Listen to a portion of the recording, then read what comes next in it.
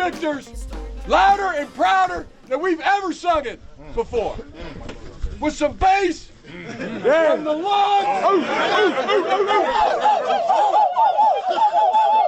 1, 2, you know what to do. Hail to the victors, hail to the conquering heroes, hail to Michigan, the leaders and best. Hail to the victors, hail to the conquering heroes, hail to Michigan, the champions of the world. Go!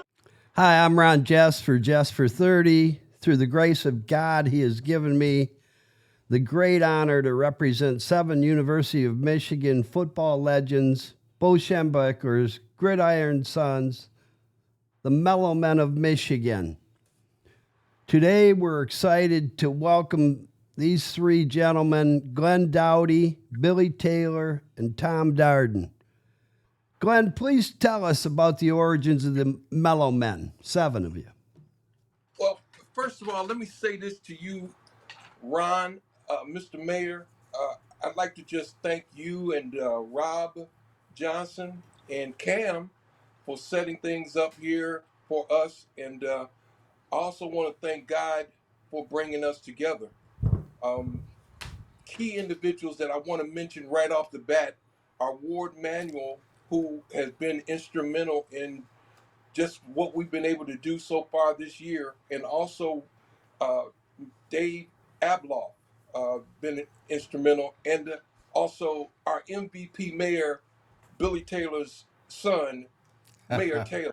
Hey, I'm Christopher Taylor, Mayor of Ann Arbor. I'm here with Councilmember Chris Watson and the Mellow Men. We are at 1345 Gettys, and we are here to celebrate and honor Michigan's Mellow Men. They will be on the field October 4 when the Michigan Wolverines take it to the Wisconsin Badgers. It is homecoming. It's their Super Bowl. We can't wait to see it all. Back in 1968, Ron, God brought 7 young men together on scholarship, and we were able to not only bond, but we were able to connect in a way that here we are in 2025, celebrating through a podcast that you're putting together, that Cam and I were talking about earlier, how the technology has just exploded to where we use a lot of AI just to be able to do this one.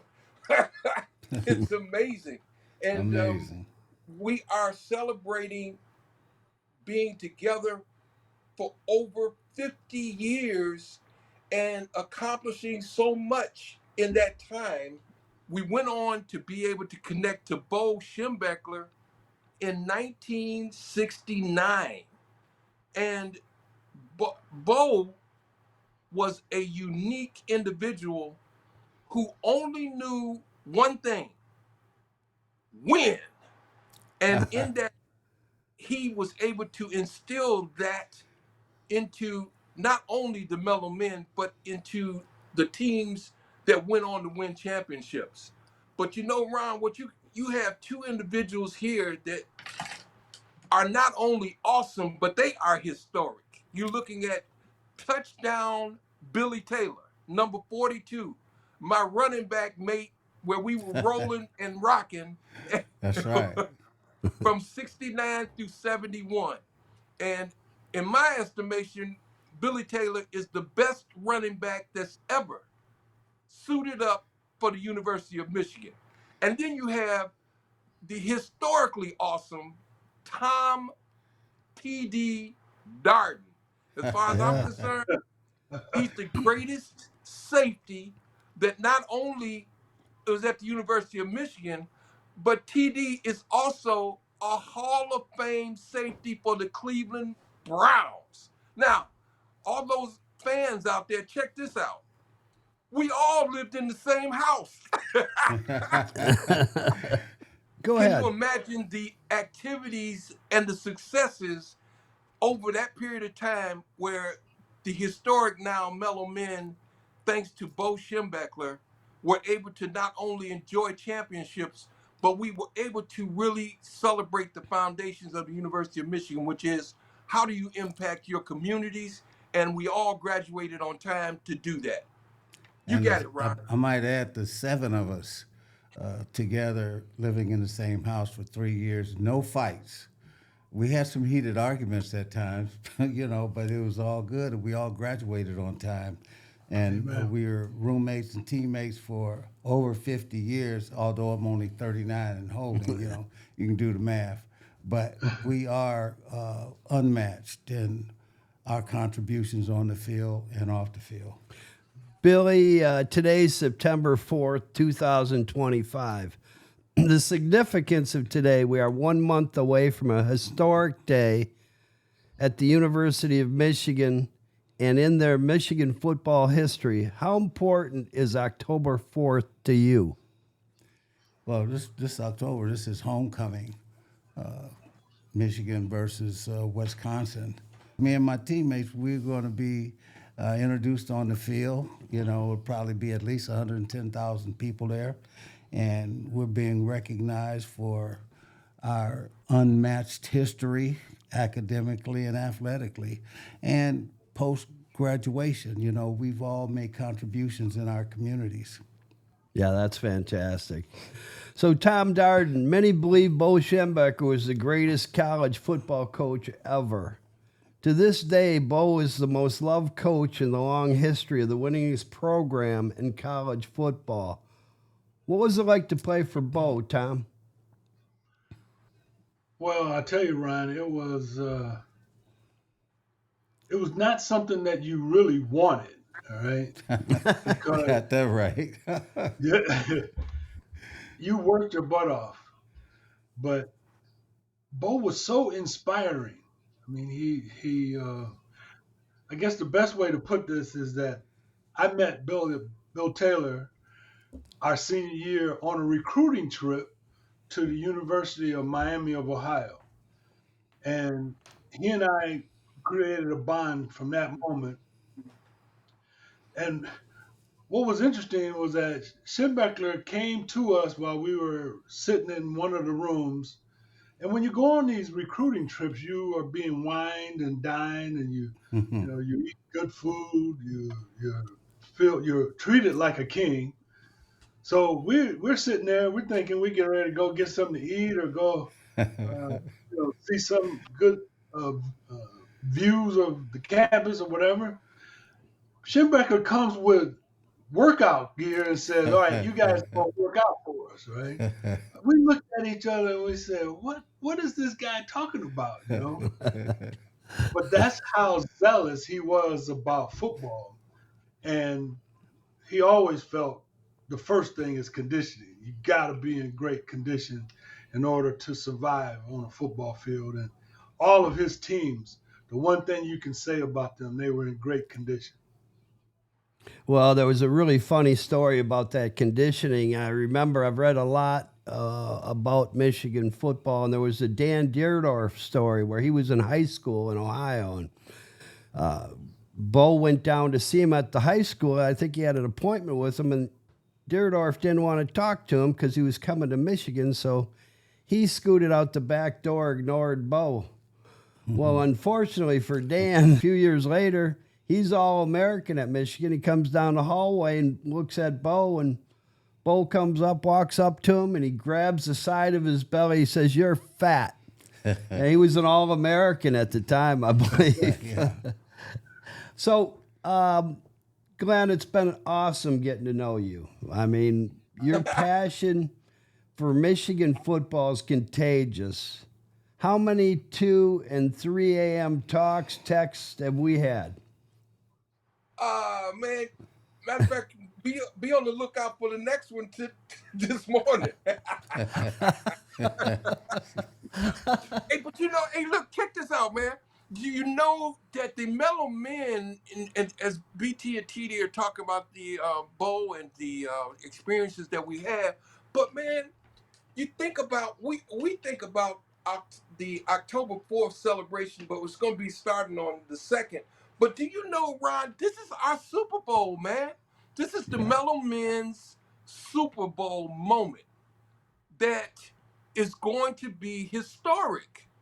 And the one thing that I've learned in terms of just how God works through us is when you are doing the right things like we've been doing for others, and you're also giving everything that you can, you need to buckle up for all the good things that are coming. Sure. It's, and the beauty of it, though, here's the beauty, man. The beauty is that you become a magnet. Think about, Ron, how we hooked up, man. Think about the fact that I didn't know you 3 weeks ago. Yeah. And here we are on the technology that is awesome, doing a podcast for Go Blue Nation, man. And so, and here's, this is not work. This is fun. This is what BT and TD and all the Mellow Men really, the thing that we know, and we know it for decades, is that there is a culture at the University of Michigan that's contagious to win, contagious to be excellent, contagious to be like the best. And guess what? Who has the most wins in the history of the NCAA? Oh, wait for it, University of wait for Michigan. it. There you go. Go Blue. Hey, Billy, your game-winning touchdown against Ohio State put a dagger in Woody's heart, eh? Mm-hmm. What are your memories of that game? Well, you know, it was a tight game, and we were down by 7-3 with just a little over 2 minutes left in the game. And, you know, my dream came true was to, you know, just be able to help our team win. That was my greatest individual moment in sports. But I reminisce about that a lot. And actually, I couldn't even feel my feet hitting the turf, you know. Sure. It was so loud, the fans were, and that moment was so great. And I'm just blessed to be the one to carry the ball into the end zone, but it was all about the team. Yeah. You know, so I really think the two greatest plays in NCAA history was my touchdown that put us ahead of Ohio State. 2 minutes and 25 seconds remaining. It's a cliffhanger here from Ann Arbor. A barn burner, call it what you will. Wide to the right is Bo Rather. It's Taylor deep and Seifert close. Larry Sippa under center in a balanced line. Sippa rolls out to the right, pitches off to Taylor, and Taylor's to the 20, down to the 15, down to the 10, 5, 4, 3, 2, 1. Touchdown, Billy Taylor! Touchdown, Billy Taylor! Billy Taylor scored a touchdown from 21 yards out. The crowd goes berserk. Michigan leads 9-7. Old man Euchre's been broadcasting for 27 years. I have never seen anything like this. 32 years ago in 1939, Ohio State led Michigan, and the Wolverines came back in the last 27 seconds to beat Ohio State 21-14, and 32 years later, Michigan trailing with 2 minutes remaining, 7-3, come back upfield, and they marched 80 yards, and they have gone into the Buckeye end zone for the first time this afternoon, and believe me, my eyes, you know, I'm an old man. I've got maize and blue spots right in front of me right now. Tom Slade is kneeling. Dana Coyne on extra points. He has 53 out of 53 on the season. There it is, and it is good. Dana Coyne keeps a perfect season record intact. Michigan leads 10-7, and we pause for a word over this, the very maize and blue Michigan Football Network. And TD, Tom Darden's interception, that closed the door. They didn't have a chance to come back. The quarterback is Don Lampka. He has Wakefield out. He's back for a pass. He has plenty of time. He throws downfield, and it is caught. It's intercepted. It's intercepted by Darden. Darden intercepts it. His second interception of the afternoon. His fourth of the season. And Michigan takes over on the 32-yard line. And Woody Hayes is out on the field. Woody Hayes is out trying to intimidate the officials. Woody Hayes is out there right now, and I would rest assured that Ohio State will be penalized now because Woody Hayes felt that Tommy Darden interfered with his intended pass receiver. And Woody Hayes is right out there on that field, and he's being penalized 15 yards. Listen to the crowd as Woody Hayes is furious. He is screaming right up into the face of the umpire, and the referee, and in a moment he's going to be kicked out of this ball game. Woody Hayes, one of the great coaches of all time, has just lost his cool because he's out on the field. This has happened to great coaches in the past. They've lost football games. As a matter of fact, you might say that with all his wins and awards and his Rose Bowl rings, it seems foolish. But Woody Hayes dwells in a unique jungle. The more you win as a great head coach, the more that's expected of you. Nobody escapes it. It's the elevator going up and down, Woody. It's been the same for all the great coaches, Yost, Chrysler, Darrell Royal, Vince Lombardi, and the final statement of that little oration by Ufer is that the magnified despair of defeat is the agony of success. Woody Hayes right now is suffering from the magnified despair of defeat, which is the agony you have to take when you're a successful coach. Make no mistake about it. You can't blame Woody for what he just did now. He's fighting his hearts out for the scarlet and gray because he's been a great coach and he felt he was treated unjustly. And boy, that's a sign of a great coach. He'll battle regardless of the rules. Tom, you also broke Woody's heart with that interception. Didn't he tear up some yard markers after that? Man, Woody Hayes just went berserk on the sideline. Actually, he took it from the sideline to the 50-yard line and jumped up and down on the 50-yard line. He tore patches off the officials. He broke the yard marker. He did quite a few things. That, pushed the officials. Looked like he was ready to hit one of them. Yeah, he did look like he was ready to hit one. He was very let's say effuse with his energy to show his disapproval of the call. What was that word? Effuse. All right now. All right, I have to stop everybody just for 1 second here, just for a minute. Every Jessfor30 show is in honor of veterans, charities, and foundations, and we're going to be talking about all you guys. I know you all have those things, but it's important, and we started off with the veterans because they've given it all, and they lay it on the line for us, protect our country. Amen. Glenn, Amen. you told me last night that Billy drove to the home U7 shared in Ann Arbor a few years ago, took some pictures for you. And what happened at that moment when Billy and you were talking about? Well, let me run down. There's one thing before we go to that though, Ron, is because you were talking about the veterans, and we love and appreciate and thank God for them.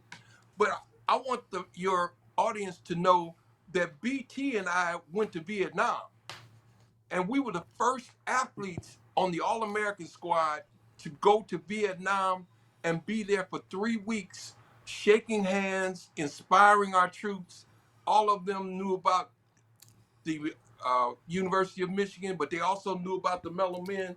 But we were there 3 weeks, and I want to just say to the Go Blue Nation that part of the Mellow Men were also involved in the Vietnam, I guess what you want to say, demonstrations because of what we learned there. So once again, you got the Mellow Men are multi-dimensional, that we are not just athletes, but we were also engaged in the 60s and the things that were going on in the 60s. Now, the key part that I also want to mention that you were talking about with TD's interception, Go Blue fans out there, I want y'all to know that after TD made that interception, the students tore down the goalpost. And they tore down the goalpost, and they brought the goalpost to the front yard of the den. I mean, that's historic. All you got to do is if somebody has another story to say that somebody else did something similar, we're open to that. But right now, historically, the Mellow Men have only received that kind of adulation coming from the student body. Now that's and Glenn, as you remember, I remember we had to sign releases before we went to Vietnam. Yeah. That we were the USO All Americans, selected by NCAA and the Department of the Army to go to Vietnam. Glenn and I from Michigan, Herb Borvis from Colorado, and I think Gary Cousins from Cincinnati. And Yep. we were there, man. The bombs, it was the wind down of the war, but the bombs were still falling. And at night, sometimes we had to run to bunkers and everything. You know, it was, and we visited, one thought I just want to share, we visited a Navy medical ship, a man aboard ship that had been injured in the war. And I remember, Glenn, I don't know if you recall, but this one soldier was talking to him, was glad to meet us. We were standing at the side of his bed. And he was talking about he saw us in the Rose Bowl and this and that, you know. And, of course, happy to hear that. But a nurse came to attend him. When she moved the covers, you could see inside of his abdomen. Wow. You know. And my blood pressure went sky high. I don't know if you recall, Glenn, but I had to sit out a day of travel because my blood pressure. But when I saw that, I'm like, how can this man be thinking about football in his condition? He had been hit by remember that, shrapnel BT. or something. I remember you getting ill, man. Yeah, I remember yeah. that. But the story also, Ron, for your listeners and your viewers, is that we were there in Saigon. The first day we were there, they set a bomb outside of our hotel that Yep. night. Wow. And the folks who disarmed the bombs said if it had gone off, half the hotel would have been gone. And that was our first night. First night there, man. So, After we were there doing a period called TET, too. Yeah, exactly. Their Oh, New the Year's. Chet offensive. Yeah, we had to get on the floor, get underneath our bunks and everything. It was crazy, 1970. 1970, BT, we were there. But here, I'm getting back to Ron's question with regard to how this whole thing started, because once again, it's a God thing. And that was Absolutely. BT, and check it out. Hey, Ron, it was right around Christmas. It was right around Christmas. BT happened to go by the den, pulled into the driveway, had recollections of it, and then took a picture. And BT told me that he felt just a surge, and he can describe it. But then after he felt that surge, he took the photo and he sent the photo to me. And then the photo energized me with regard to, whoa, wait a minute. We got a story that hadn't been told. I felt something when I pulled into that driveway, and I'm just looking up at the den. The driveway was right on the facing the house on the right side of the house, and my room was right above on the second floor. But I backed back and I took a picture, and I felt this energy, this spiritual something. I was like, wow.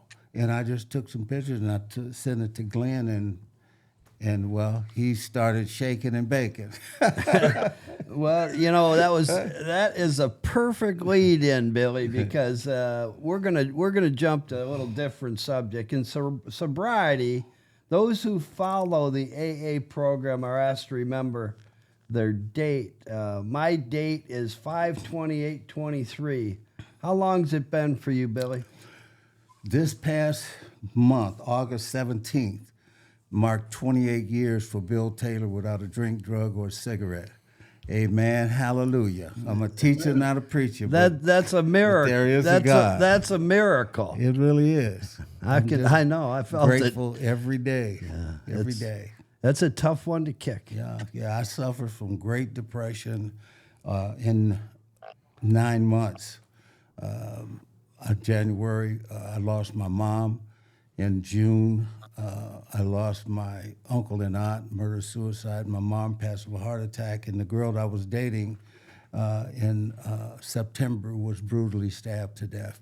So as a young man dealing with all of that, I just lost it, and I sought relief in the bottle and other drugs, you know. And I went on this downward spiral for years and years, and finally, you know, I woke up. I had a spiritual moment, you know, and I knew I was done, and I walked away from it.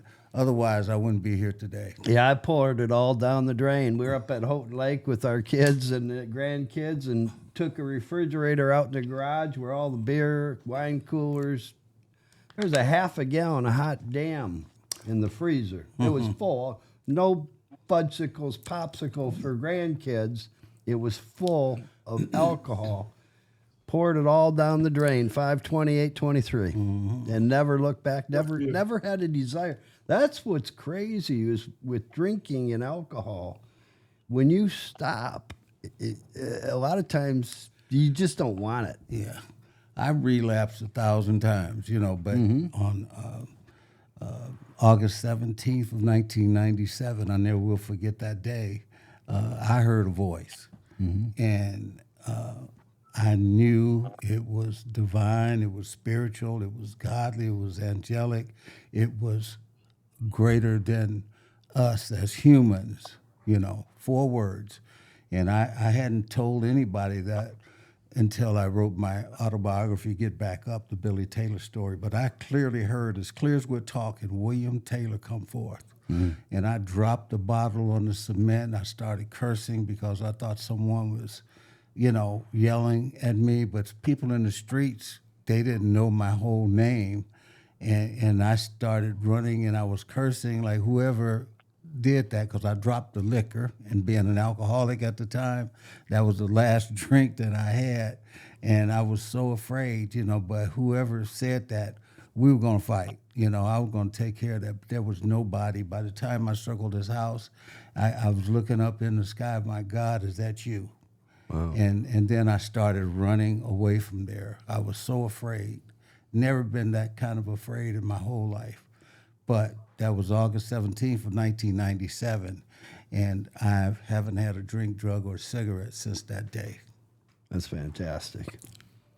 Tom, 9 years in the NFL. You're a legend in Cleveland, all-pro career with the Browns. How was it to be selected into the Browns Hall of Fame? What was that like, Tom?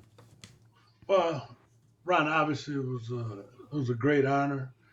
Coming from a small town 60 miles west of Cleveland, Sandusky, Ohio, go up to Cleveland with my father, and we'd sit in the bleachers and watch Jim Brown do his thing against all of those opponents.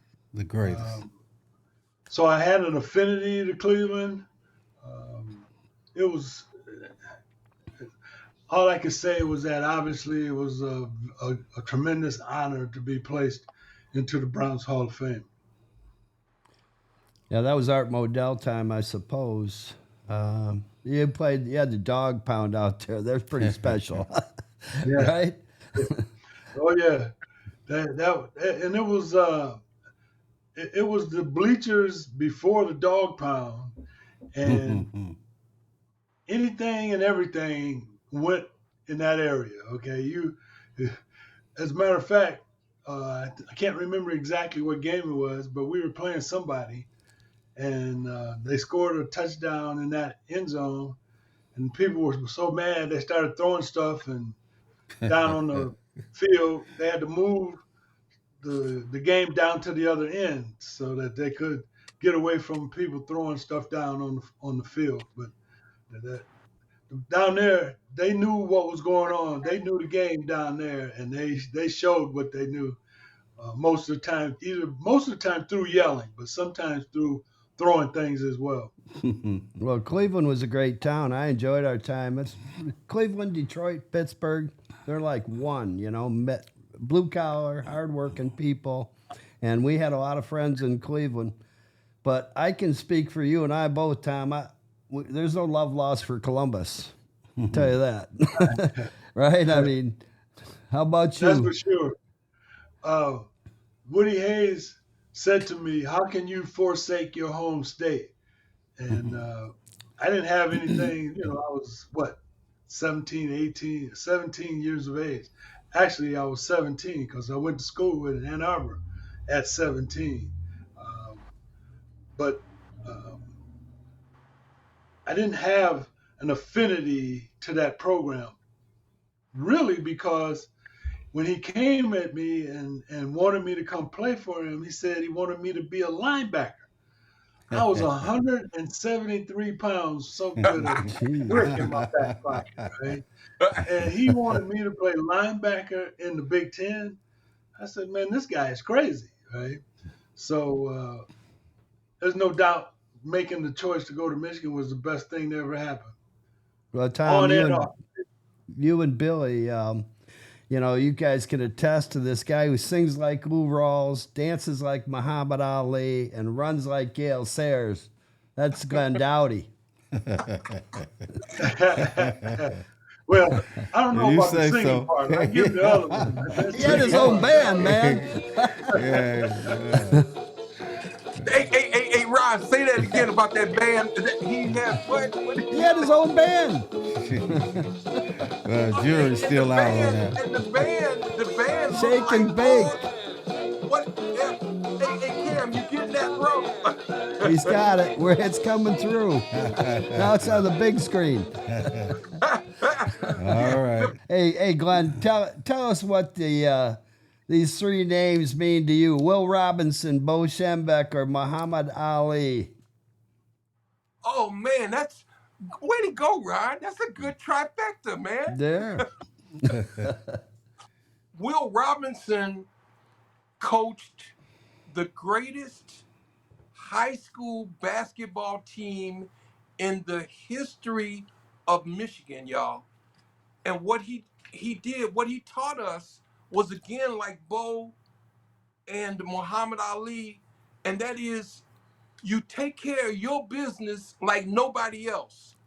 But then after you win, you take care of others to be able to just help them move through society. Go Blue fans. Y'all should just know that at Michigan, these kinds of things, this kind of energy, this kind of force of God permeates what's going on. And after I graduated from Pershing High School with the greatest team, we were so good. Our basketball team was so good. Now, I was enforcer. I just knocked people out.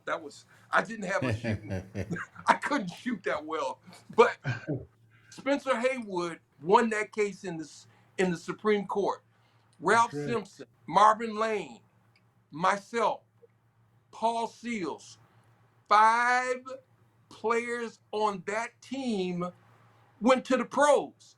And get this, y'all. Not only did we go to the pros, we practiced against the Detroit Pistons to get ready for the high school games. Wow. And, Really? And so these coaches. That's one thing about certain coaches. That's why I like Harbaugh. I like they're coaches that have and also Bo, of course, but they're coaches that have a culture mindset. And I think Coach Moore is going to have that. They create this mindset of you don't lose, you work hard, and then you focus, and there's no excuse. And for all the Mellow Men, we were fortunate that Bo brought this whole spirit where we were ready to go.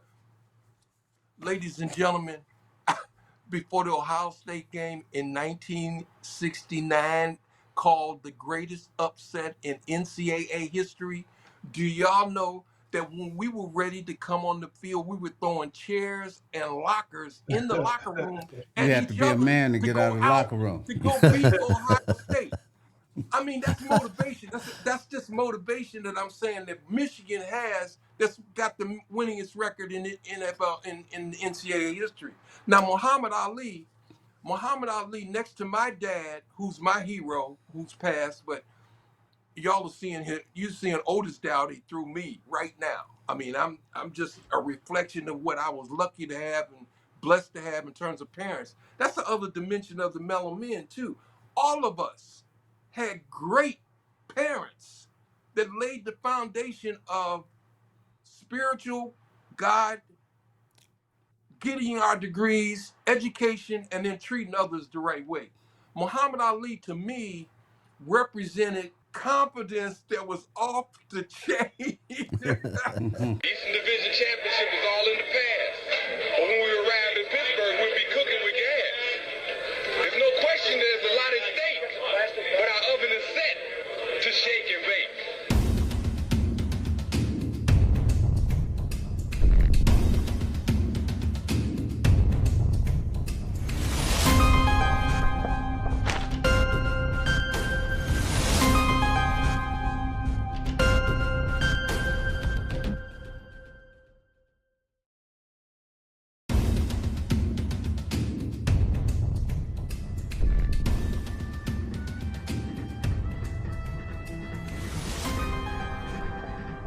Jones, the Dowdy combination accounted for 2 touchdowns and some fancy sparking.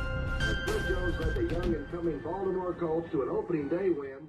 When you guys came back from Vietnam, I think you felt a lot like him. There were a lot of people, you know, you look back on that war, and there were a lot of people didn't like that war and didn't want to be. And we talked about it the other day. My brother had a poster in his room in Redford in the basement, "Make love, not war." Right.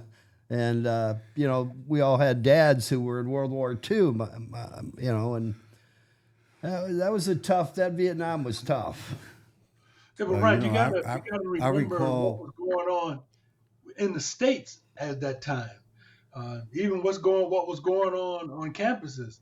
When we went to Michigan, there were 4 black tendered athletes on that team. Right. And we represented the most that they had ever recruited and signed with the 7 of us. And the fact that the 7 of us stayed together for 4 years is remarkable, because you had a lot of dissension. You had a lot of dissension on campus. You had a lot of dissension in the professors. You have a lot of dissension in the town of Ann Arbor. There was a lot, you know, Vietnam War, all of the things going on in the States at the time. You had hippies, counterculture people who lived the way they felt they could live. You had all kinds of forces that were coming out at that time on campus and in the city of Ann Arbor. And for us to be able to motivate ourselves and move through all of those things, we actually supported the BAM action movement to increase the enrollment of blacks on campus while we were there. So to be able to pull all of that together and have a great football program, I give credit to Bo, but I also give credit to the guys like the 7 Mellow Men who worked their butts off to make Michigan one of the best, if not the best, college football team.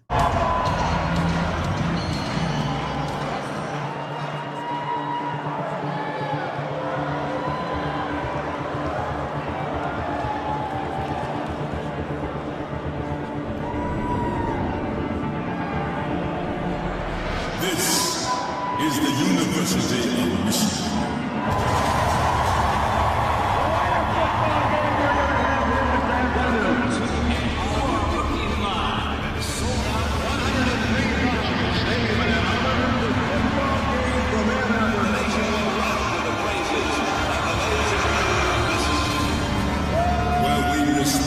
Integrity and honor excellence.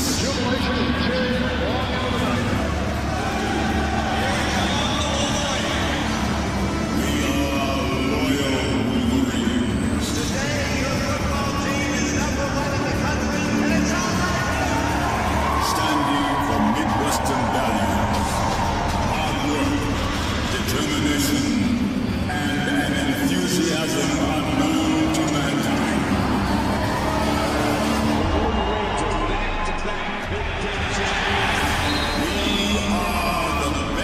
University in the world. Students and athletes and professors achieving at the highest level. This is our legacy and our future. We are proud members of the Big Ten Conference in pursuit of national championship. Just won the national championship. We have won more games than any team in the country. No one has won more. We believe in football. Championship football. He has on the Cowboys. Michigan touchdown! Let go, Billy! Shoelaces flopping in the wind. We shy away from no challenge or opponent. We bow to no man. We bow to no program. Mike Sanderson. We are Michigan. Hey, Billy, you were drafted by the Atlanta Falcons. Spent time in Anchorage, Alaska. I know that. Spent time in Arizona. You were on the streets. And then you turned triumph to tragedy to triumph again. And now working on writing your second book. What's that second book about? Well, it's going to cover a lot of topics. First book, Get Back Up, the Billy Taylor story, the highs and lows I went through, in doing my addiction and then recovery and my doctorate degree and all of that. But it's so much happening in the world today. When I was on radio for several years, I always mentioned we are living in some very perilous times.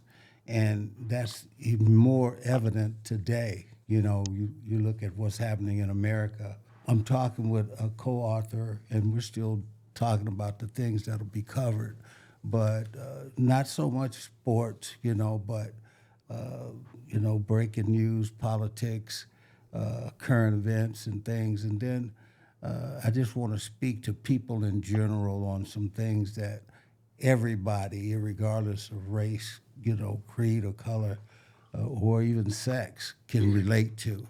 So it's the early stages right now. So Butch Carpenter, 94, Flint Hall of Fame, scholarship fund and memorial of 46 years, 1.6 million endowment fund administered by the Michigan Law School. Dr. Billy Taylor, number 42, All-American MVP, Get Back Up Foundation, 26 years. Reggie McKenzie, number 65, All-American College Hall of Fame, All-Pro Buffalo Bills, helps that NFL rushing record. The McKenzie Foundation, 53 years. Tom Dard, number 35, All-American, All-Pro, Browns Hall of Fame, recently created the Recovery House, designed for the NFL CTE diagnosed retired players. Tom, what's that like? Well, we're in the early stages, Ryan, of putting together a facility to assist the gentleman who played prior to 98, because it was during those times in the 60s and the 70s that the National Football League looked upon the players in a different light. There really was no pension until, I believe, the early 60s. And so we had guys who didn't receive pension, who, after playing and their days were over, had a very difficult time making the transition back to just being a regular guy.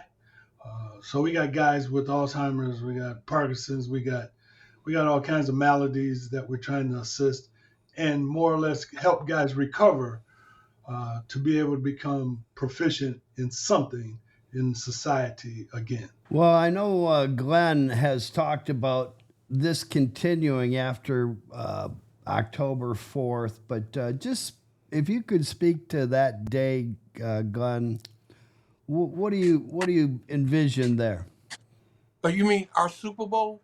Is that your Super Bowl? Yes, October 4th, Wisconsin, Michigan, homecoming. And what's that homecoming to us? What does that mean, Ryan? That is the Mellow Men's Super Bowl, y'all. And it is a moment in time that we will cherish. And then what BT is talking about and what TD is talking about, one of the things that we're looking at doing is the Get Back Up studio that BT has at his home, and the Mellow Men will be partnering to share the messages that Ron is just talking about with all of our foundations and the things that we're doing in our communities for over half a century. We want to be able to have Go Blue Nation to be able to call, talk to Billy Taylor about all kinds of not only sports, but things that are impacting our community, our lives, things that are relevant to our young people. the things that are relevant to NIL, which is the impact of NIL on college football.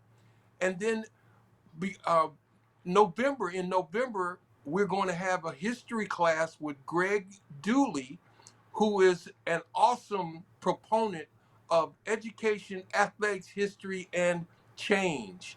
And he's going to have features in that class beginning in November that start off with Bo, the history of Bo.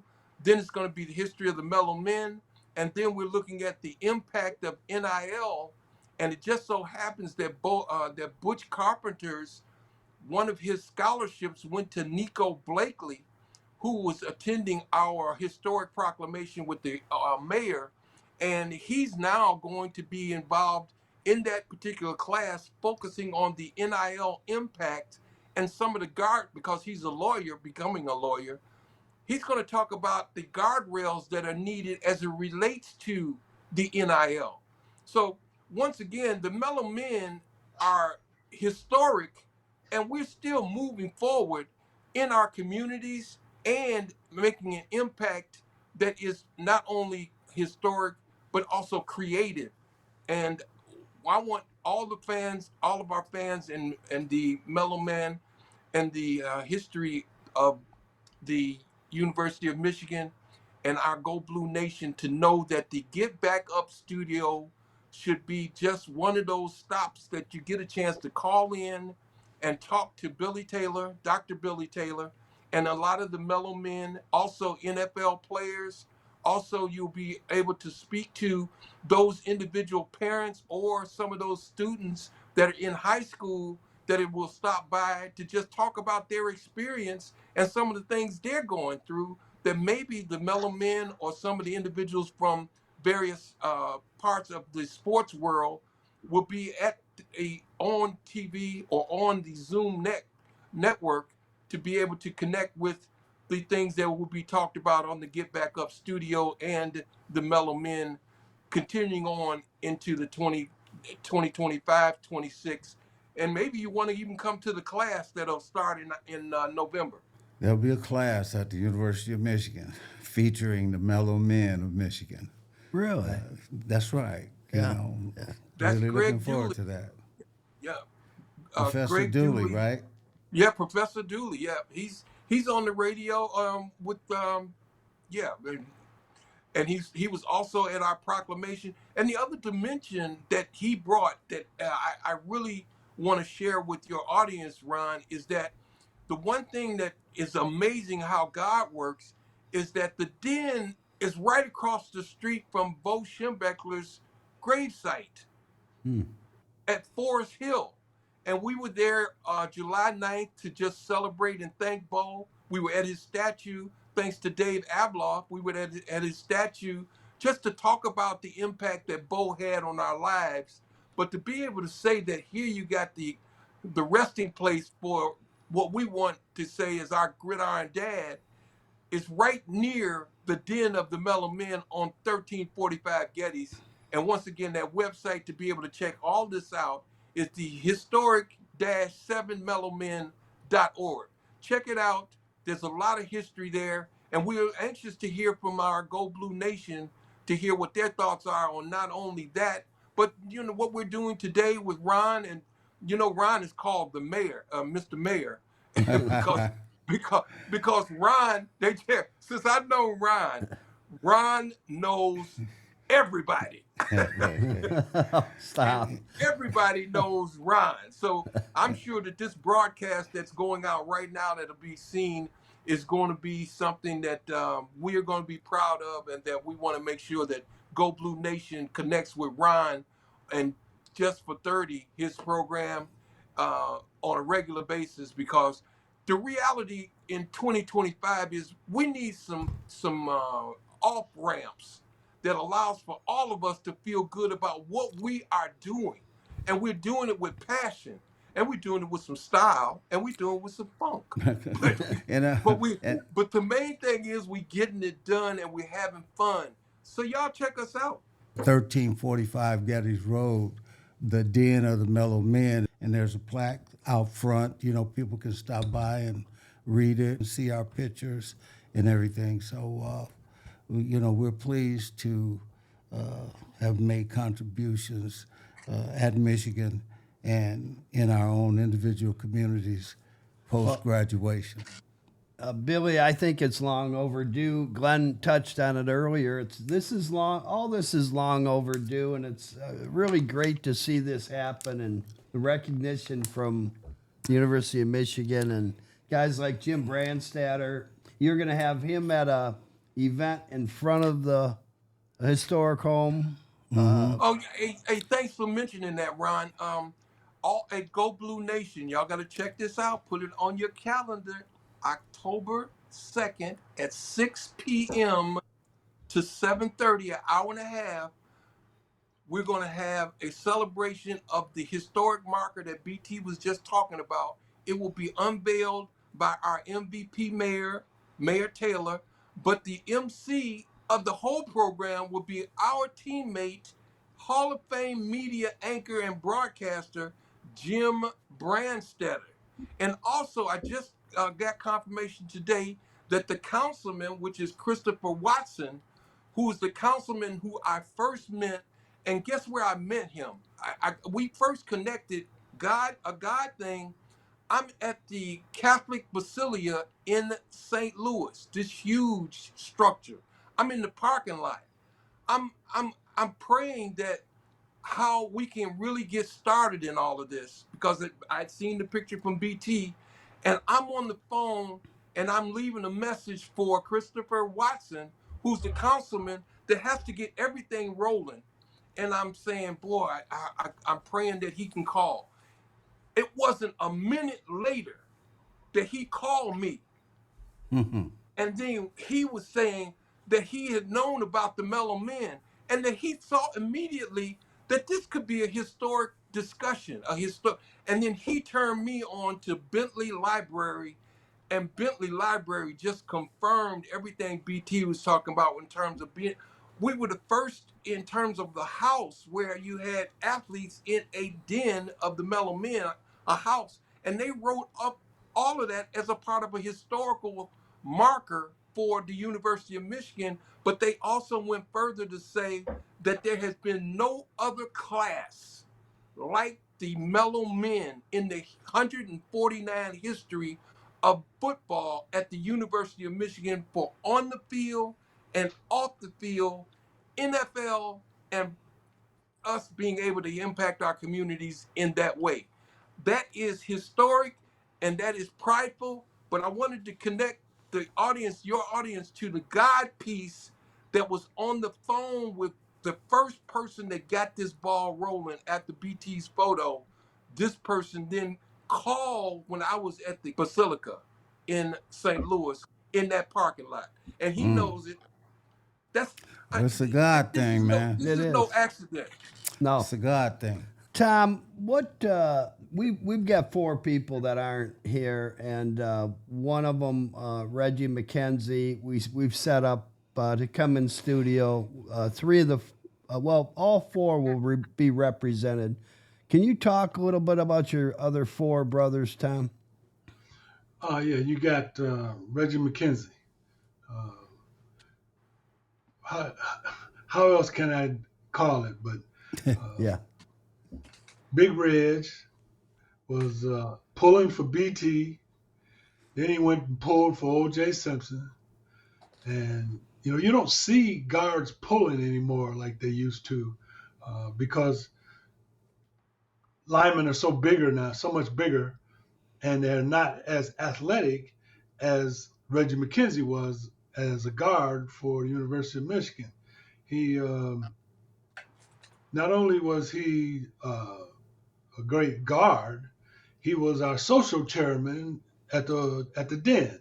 So whenever we had parties, it was his responsibility to make sure that the right personnel was there. It wasn't Glenn's responsibility. No, that was I can see him involved. No, I think we all made contributions. Yeah, that is true. It was a team thing. And then you got Mike Taylor, who probably out of all of us was the was the most quiet guy. Definitely. Was he? But you never know what was going to come out of his mouth was always quite pertinent. All right, and obviously he was just a linebacker that when he hit you, you know you got hit. Well, his nickname was Trailer Oh, because you feel Because like you've been he hit hit by you a like a trailer. trailer, right? And then you had Mike Odom, who was responsible for putting all of us together in the house. Yep. He was a wide receiver. Um, he got drafted actually by the Washington Redskins. Never played, but he was drafted by the Washington Redskins, and he was responsible for us all getting together and being in the den.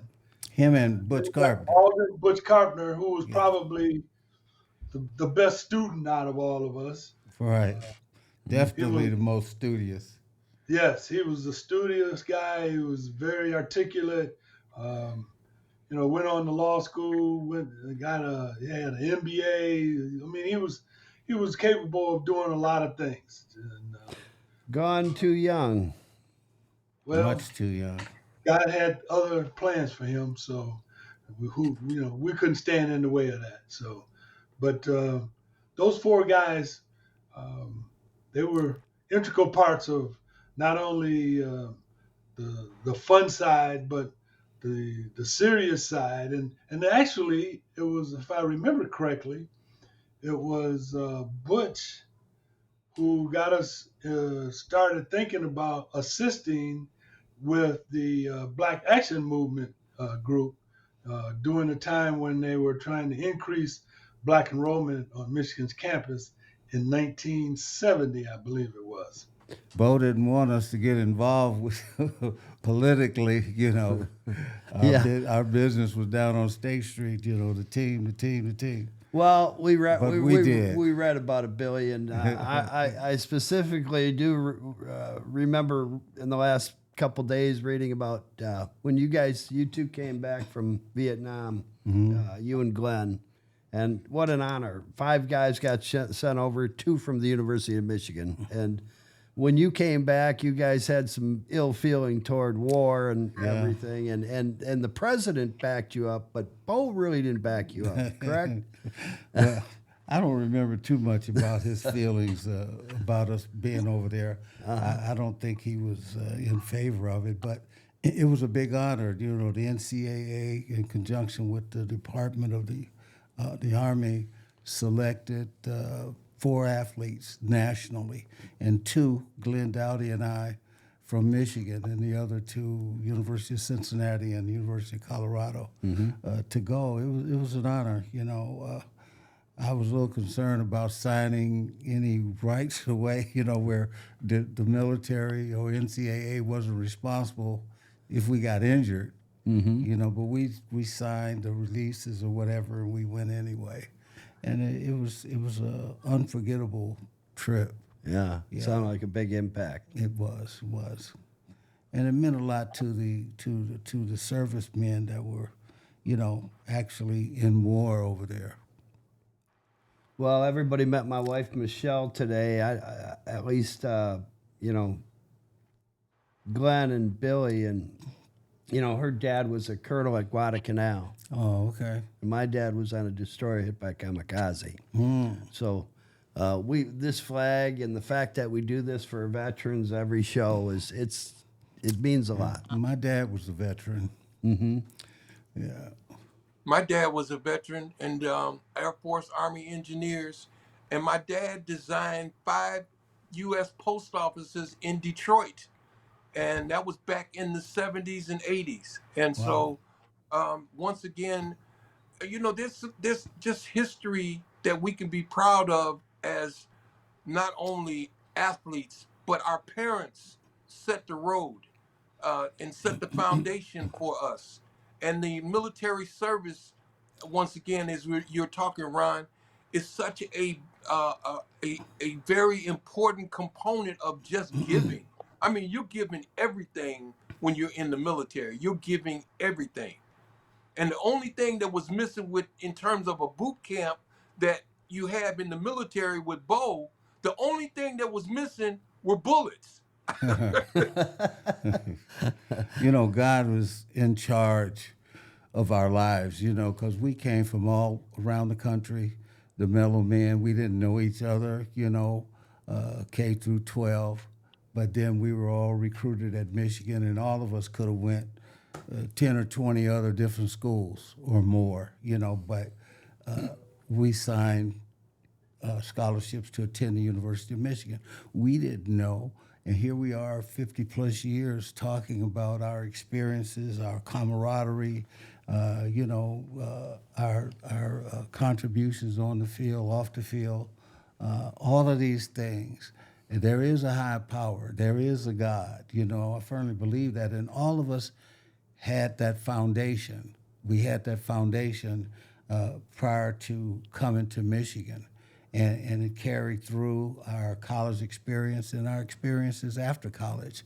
You know, and what a lot of things that I'll talk about in my next book will be what's happening in the world today. We are living in some very perilous times, and I see it a lot of, we have babies having babies, and a lot of young people don't get a foundation, you know.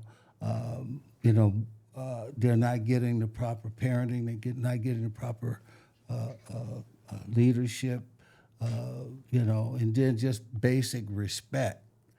A lot of that's gone, you know, but we had that, you know, and even personally, through the Depression, when I lost the three, you know, people in my life that I cared most about, and I was just getting high every day, and you know, I wound up 2 years on the streets, homeless, you know, and I knew that wasn't me, but I was so depressed behind losing my mom, my uncle and aunt, and my girlfriend that I was just drinking. But I prayed every day that I wouldn't die on the streets, and I came close to that several times. You know, but in the end, I realized that there was a big period of my life that I never drank, never smoked, never, you know, violated the law and things like that. That was my foundation. So I had a foundation to go back to.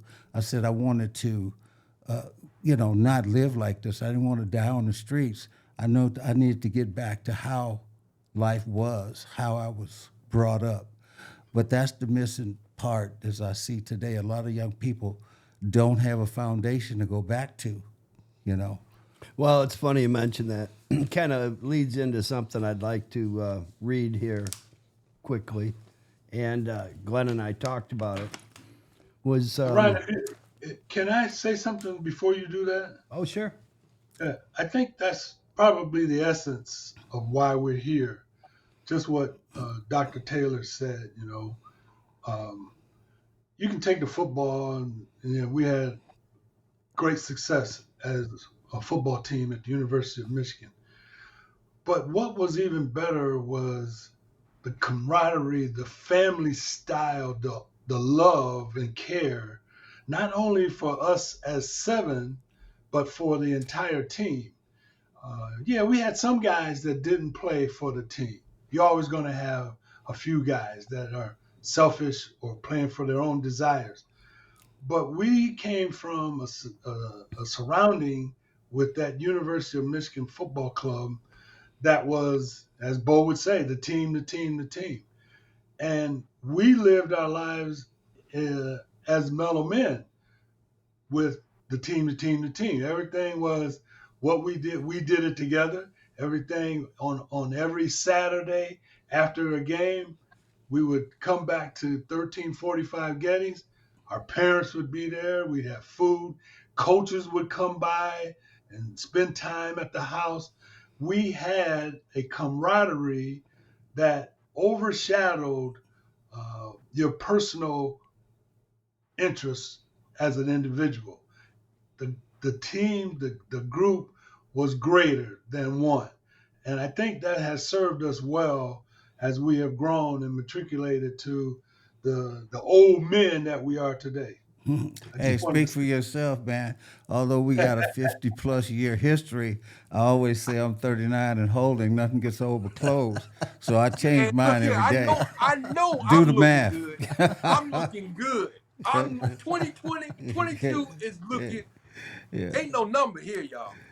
Y'all got that?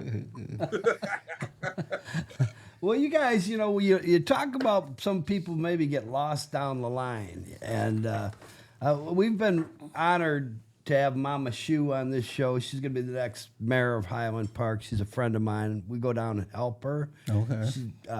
She was top 10 person of the year 2 years ago for CNN. Anderson Cooper flew her to New York. Top 10 in the country. What's that name again? Mama Shu. Mama Shu. We'll go I've see heard her. She's off of Woodward Okay. and Avalon Village. I could speak here for a half hour. We went down there the day before Thanksgiving 2 years ago.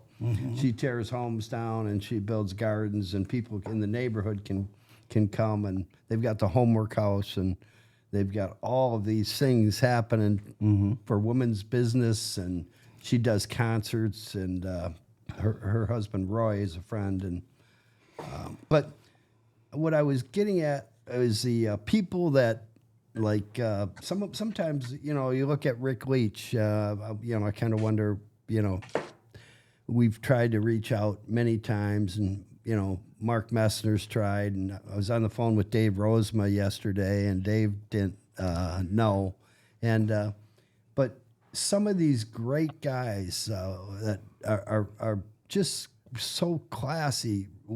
Rick Leach came and did charities for us in Redford. That's personal. He came to help buy uniforms. Is he having issues now? He's up in Traverse City. Well, no, yeah, he's hard to get a hold of. Okay. We'll just leave it at that. All right. But then you got guys like Mark Messner, who every time you call and ask him, he's a great player. And we have a guy here in town, Clint Copenhaver, just really a class act, and anything else you guys would like to cover at this point? No, I think we covered it all. Yeah, I think so. But we got one other thing to cover. Here's one. We're going to start with Tom. When the final curtain falls, how would you like to be remembered, Tom? That's a good one. I hadn't thought about that one because I'm still quite a few years away from that. Yeah, that's right. But, is that your answer? No, because then I may not wake up tomorrow, right? I think the biggest thing I would like for people to remember was that I treated everybody with respect and love, and I was able to help people when they needed help. Overcame some of my own demons, and assisted with trying to assist others with their demons. And I guess that's about all I can say. I hope that the little bit that I have contributed will help mankind. All right. Nice. Billy? Oh, wow. Well, when I speak to people, groups or whatever, I simply say I'd rather help somebody than hurt anybody. That's it. Amen. Amen. Glenn? Well, first of all, thanks for asking that question, Ron. But you are the mayor, so you have a perception of all the aspects of humanity, the life and the death now of individuals. But I want the Go Blue Nation to, when you look at me, I want you to see a gentleman who has come from the projects of Detroit and had loving parents, 2 of them, world-class parents, graduated from college, HBCUs, back in the 40s. And they were able to instill in what you're seeing in me. And I am so grateful to God for giving me them and then being able to just get Ron, I have gotten everything that I have ever wanted in life. And I have been able to do that with style and class, and be able to pass that on to my kids. My son is a PhD in California at a director of student success at Berkeley Theological College. My daughter heads up as chief impact officer in the St. Louis area public schools, and she has 2 masters. And so now I got a granddaughter. So all your listeners, the one thing relative to what Ron's question is, we got no control over when God says, knock, knock, you out of here. You got no control over that. But what you do have is, what are you leaving with regard to your kids? What are you leaving in regards to what you have done in your life to connect to others, like BT is saying, like TD is saying, but like the historic 7 Mellow Men have done like no one else in the history of the University of Michigan football program for over 149 years, like no one else. That's the legacy, y'all. And that's a legacy of fact. And I'd like to leave people with the thought or the knowledge that we have an entrance date and we have an exit date. What have you done in between? What are you doing? How have you lived? I don't know. I think from my perspective, you guys just hit it out of the park. I appreciate you being here and really getting to know you. I feel very close to Glenn because we've spent so much time, and now Billy and I and Tom really hope to get to know you a little better. Thank you. This is a huge honor for me. I appreciate it. Thank you, guys. Thank you. Don't forget, hey, Ron, don't forget to let your audience know that we got multiple podcasts that are coming their way over the next few weeks, right? Yeah, right. And you know what? We're going to put up at the end of this, and I think it's pretty much a wrap. We're going to put up the announcement too, where the press release that'll go too, Glenn. Sounds good. Okay. Congratulations, man. Thank you very much, Ron. Go Blue. Appreciate it. Mayor. Thanks for having us. Yeah. Go Really. Blue. Mr. Mayor, you got my vote, man. No doubt about it. Well, you vote for Mama Sue too. She's got my vote, and maybe Mary. Sure. Huh? She's good. For sure. Yeah. You guys, if you're in town, if you get a chance, we can swing down to Highland Park. She's right off Woodward, and she's just an amazing woman. Those were her words, taking tragedy to triumph. She saw one of her kids evidently got run over by a car, one of her boys. Then a 21-year-old son of hers got shot in the head right in front of her. Wow. So she said, I could either crawl in a hole or I could make the world a better place. That's what she's doing. Amen. She's amazing. Amen to that. Yeah. Amen. Go Blue. Go Blue. Go Blue. Go Blue. Beat Oklahoma. That's right. That's right. History. Historic Mellow Men of Michigan. The 7 Mellow Men of Michigan. Historic Mellow Men of Michigan.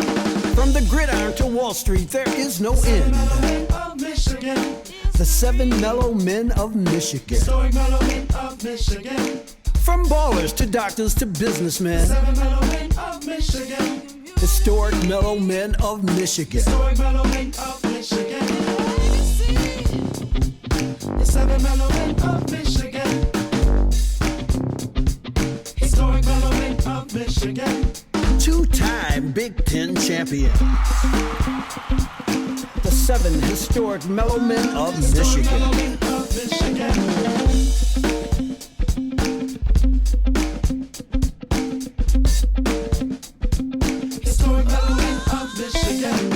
The blue and the maize, they will defend.